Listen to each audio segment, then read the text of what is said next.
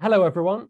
In my last webinar, I presented some activities for getting to know our students with a focus on getting students up and about right at the beginning, communicating in English and taking advantage of the freedom in a face-to-face class to move around and get active. Well, today I want to give some suggestions for developing this rapport building further by looking at ways to strengthen the group dynamics in a class, promote cohesion amongst our students, and rebuild those connections between students as they collaborate and support each other on their learning journeys that might possibly have been lost or weakened during online teaching. Teachers achieve so much in their online classes under very challenging circumstances. But I think one of the challenges was definitely building and maintaining that sense of community and getting students working together when all of us were working in separate locations, just meeting up on a screen. It wasn't impossible to get students working in pairs or groups, collaborating during online lessons, but it was just not as easy, I think, with those breakout room functions. For me, it just seemed more challenging and time-consuming to set up breakout rooms than would probably normally be the case when I'm grouping students in a physical classroom. And it was definitely more challenging to monitor and support students once they disappeared into those breakout spaces. When planning my lessons, I had to really consider the value of using a breakout room versus the amount of time it took to actually organize them. And it's something I wouldn't hesitate doing in the real world, setting up group work. But I also know teachers of young learners in particular, perhaps for classroom management reasons, they often didn't feel that it was appropriate to even use breakout rooms. So now, back in the face-to-face classroom, we once again have the opportunity to engage in building and strengthening group dynamics, encouraging collaborative learning, and just helping our students to see that the English classroom is a cooperative learning space where they can work in pairs and groups to support and learn from each other. Before we look at some activities, I just want to give a quick word about encouraging cooperation and collaboration. For me, there needs to be a real purpose for getting students to work in groups, even if it's just a group of two, a pair. It's not enough to say, get into pairs and do this. I think there has to be a real use for doing this. Students need to build up trust in each other to work together if they're to see any significant benefit in this process. And in group work, ideally, each student needs to have a specific role so that all can contribute and nobody is left in the group doing nothing or saying very little. Ideally, in every lesson, we should plan for a variety of interaction patterns. Yes, pair and group work, but of course, we don't want to forget individual or whole class activities either. A balance is required. So here are a few suggestions for activities that build up cooperation and trust, and I think work well as group energizers. These would definitely be suitable for the first few lessons of the academic year or a new course. The first activity is making a rainstorm. Students and teachers form a circle. In the circle, you as the teacher ask the students to copy what you do. And basically, you're going to try and recreate the sound of a rainstorm, building up slowly to a crescendo and then dying away again to a gentle rainstorm. So how do we do this? Well, ask the students to copy what you do, one after another, going along the circle, building up the noise gradually. Start with a very simple noise of just one finger tapping gently on the hand. Get students to copy that and allow it to ripple around the circle. Then increase the sound by putting 2 fingers on your palm, then 3, and then 4, and then clicking the fingers, and then clapping the hands, and the noise builds up. And if you're feeling really brave, get the students to stamp their feet at the same time so that you get a loud thunderstorm going around the room. And then just as quickly, diminish the sound, reversing the process. So from clapping down to clicking, down to 4 fingers, 3, 2, 1, and back to a gentle rain shower. Try it a couple of times and students will see that working together, collaborating, they can build up this amazing sound around the circle, and working together allows for something a little bit magical to take place. A second activity is doing a Mexican wave. Now, this should be something that your students are familiar with. So with the students sitting in their places, they can practice sending the wave, which is raising the arms. As we know, in a football stadium, everybody raises their arms and it ripples around the stadium. Get the students to practice doing this a few times, creating that Mexican wave around the classroom. Then give students a code word and tell them when they hear that code word during the lesson, they should start the Mexican wave. It's a bit of fun, it keeps the students alert, and it gets them listening out for that code word. It can be any code word that you give them. Elephant, for example. So they'll be listening throughout the lesson, and when you say elephant, they should start the Mexican wave ripple going. It's good for paying attention and building up that group dynamic. Another activity, body spelling. Put your students into groups and ask them to spell a word, for example, the word chair. But instead of writing it, they're going to use their bodies to form the individual letter shapes. Students can choose uppercase letter shape or lowercase letter shape. This is a fun activity for younger learners in particular, and it encourages them to cooperate and be creative. And of course, there's still a linguistic focus on the spelling, with the aim that using their bodies to create the letters and to form the words, it's such an unusual thing perhaps for them to do that it might assist them to memorize the spelling of these words. Again, it's also useful near the start of the academic year to guide our students to see that there is a benefit in working together. And in the English classroom, more can be achieved when working together. So I think it's worthwhile spending a little time to build up these social skills of cooperation and trusting others by occasionally giving students an activity that might be challenging to complete individually, but they see can be successfully completed when working as part of a group, and hopefully engaging them in the process. Such an activity is one I call 2 or more heads being better than 1. This activity is really about raising the teacher's board marker as high as they possibly can. What do I mean here? Well, you put students again into small groups and you give each group a marker pen or a pen from the teacher.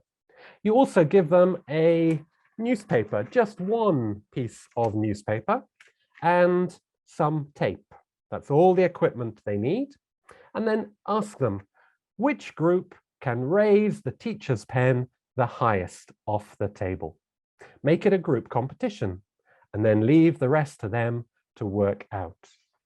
I did this last month, and I can show you an example of how high my students managed to raise my board pen working together. Here's a photograph of their achievement, and they've got their thumbs up to show they thought it was a pretty good job. It was pretty high off the table. Now, you might wonder what language will be covered in this. And when they get together, students can often get so engaged in the activity that they might revert to mother tongue. Well, of course, ask them to use English as much as possible. And if they need language or phrases to do this task, perhaps pre-teach these in advance. They might need the language for suggestions or for agreeing or disagreeing. But you may find that it's during the post-task reflection that students get most focus on the language.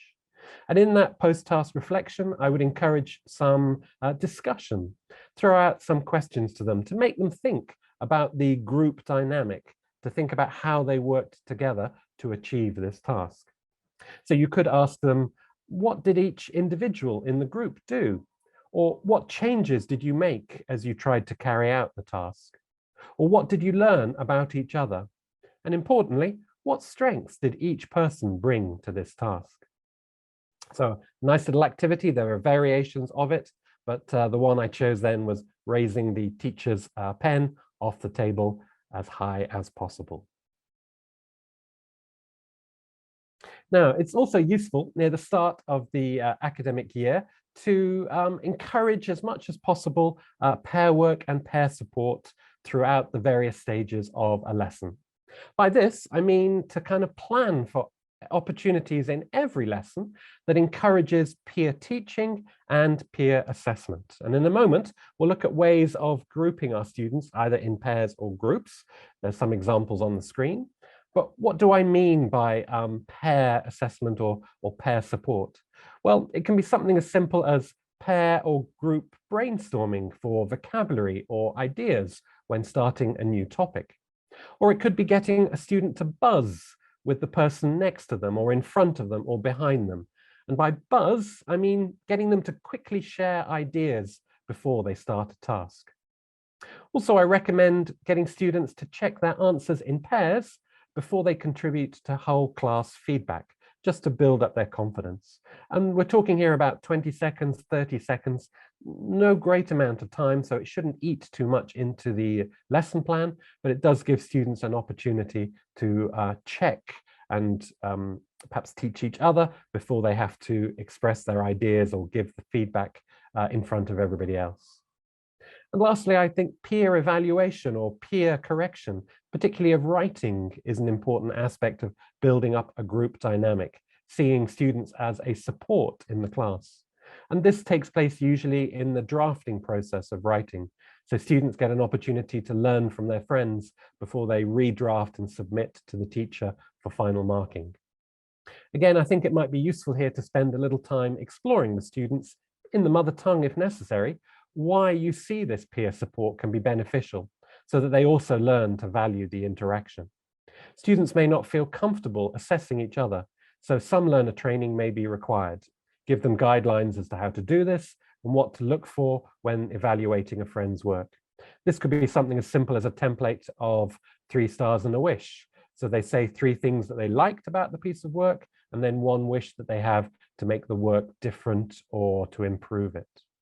The important thing here is building up trust and a positive relationship among students so that they see the collaboration as a valuable process. So how are we going to group our students? Well, I'm sure you've got favorite ways of doing this. On the screen are simple suggestions. If you want to get students into a group of 4, hand out cards with numbers on. All those students with 1 on the card, they form a group. Or you could have some colored cards that you hand out to everybody in a random order. Those students with a red card come together. Those with a green card come together and form a group. Those are very quick and easy ways. But you could perhaps take a little time with the grouping and integrate it into the lesson staging. It could be an opportunity for you to introduce the topic or the theme of the class, perhaps using a picture that's related to the vocabulary or the topic. This picture, if you cut it up into 4 or 6 pieces and then randomly distribute this around the class with other pictures cut up, students then have to find the pictures that match theirs to recreate the original picture.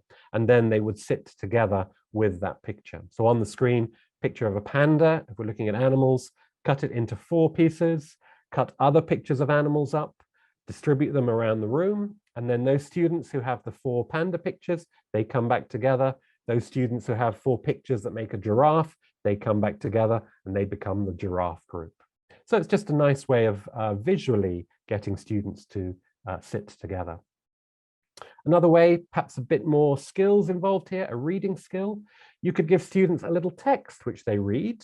An example on the screen here, connected to the topic of famous people. They have to read the text and understand, who am I? Work out who the text is talking about, and then they have to find their matching partner. You may have had a chance to see on the screen the text at the top. I'm 40 years old. I'm losing my hair. Who is this famous person? The last sentence might help. One day I will have my grandmother's job. Of course, the text is about Prince William. So that student then needs to find their matching partner. And Prince William's matching partner, of course, is Kate, Princess Kate. And the text underneath, once the student has read that and worked out that they are Kate, they will then pair up with William. And it's just a way then of having a bit more language. It's a nice lead in to the activity, and it practices skills as well as grouping students. And the other thing I recommend is looking at the seating plan. How are the students seated in the classroom? This can really alter the dynamics of the class. Is it comfortable for them to work in pairs or to work in groups? Consider then what would make it easier for students to pair up or sit in a group. My final recommendation is to try and incorporate collaborative group work into lessons on a regular basis where possible. especially using those techniques that perhaps we used before online teaching, but we found a bit more difficult to put into the online world. Here I'm thinking of a technique like the good old jigsaw reading, which you're probably familiar with. What I like about these kind of collaborative tasks is that they integrate all the 4 skills and they provide a real purpose for meaningful group communication. There are more details about these activities on the handout that accompanies this webinar, so you'll be able to get details if you're not familiar with the jigsaw reading. But if you are, just a couple of tips on the screen. I recommend that you always introduce the theme of the text and perhaps pre-teach some key vocabulary before you conduct the jigsaw reading. And jigsaw reading is all about separating the text into paragraphs or sections and getting students to read a different section and then sharing what they've read with the group. So to do that effectively, I think each group needs to have questions which they answer about their paragraph. And then when they share their information as a group, it's a good idea to have an answer grid where all the students are then listening for the information their friends are giving them, and they complete then the questions and the grid so that they have information about all 4 sections of the text. Another collaborative technique I really like, and I try to use it perhaps on a monthly basis, is a reading circle. Like a jigsaw reading, students are set different tasks to do. In this case, it's one text, but each student approaches it with a different role. In a group of perhaps 6 students, one student is the discussion leader, one is the vocabulary master, one is the passage person, one is the culture connector, one is the summarizer, and the final student is the illustrator. They're going to read the text and they're going to prepare information. So the vocabulary master will look at the vocabulary in the text and they will then come and teach their group the vocabulary. Or the summarizer will summarize the text and share their summary with the group. And the illustrator, for example, will turn the text into visuals and they will then show those visuals to the group and explain what they understood about the text. So it's a really nice way, again, integrating the 4 skills, getting students to explore the same text, but from different perspectives. And again, more information is in the handout. And the final collaborative activity I really like, and I think we should dust off and start using again now that we're back face-to-face, is the good old Dicta Gloss. On the screen, you've got details of how this works, but in summary, it's reading a text to the students like a dictation and asking them to reconstruct the text once they've heard it 1 or 2 times. But the difference with the dictation, they don't have to write it word for word. They just have to capture the meaning and the topic of the text. And to reconstruct the text, they're going to get help from their friends. So they'll take some notes as they listen and they'll produce one version. Then the individuals will pair up and they will share their notes and recreate the text using support from each other's notes. And then you can build up the pairs into a group of 4 who collaborate and come up with another version of it. And you could make it even bigger to a larger group so that by the end of it, there are 1 or 2 versions of the text that you've read. And of course, students can then compare the versions that they've written and they can look at the original version as well. So 3 great collaborative activities. I'm sure you've used them before. It's just a kind of reminder that perhaps now in the face-to-face classroom, we can use those types of techniques again. So that kind of brings me to the end of what I was talking about. Really what I want to say here is hopefully these activities give you some ideas for strengthening group dynamics in your classes. Do adapt them to the English level and the age of your students, as well as your teaching context. But by encouraging collaboration, cooperation, and peer support from the very start of the year or a course, I think I truly believe that you lay the strong foundations for creating a happy, healthy, and successful community of learners. And I wish you good luck in your classes.